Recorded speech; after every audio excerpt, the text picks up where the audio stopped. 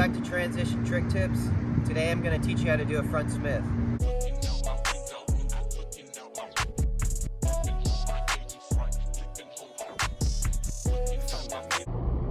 First, starting out and trying to learn this trick, try to find you a smaller size quarter that's going to be steep enough or have big enough coping to allow you to dip the front trucks and do the Smith. Step 1 is going to be learning the Smith stall. The first half of this feels like getting into a stand-up frontside 5-0.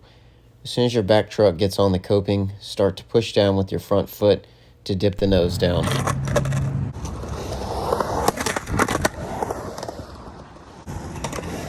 After you can Smith stall easily, you aren't going to do anything different other than a slight carve into the Smith stall.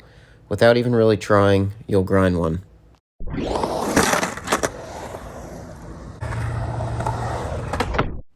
When you get into the Smith grind, you're going to want to lock your front knee and shift your body weight a little bit and lean back. If you lean too far forward, you'll most likely stop the grind and go over the nose.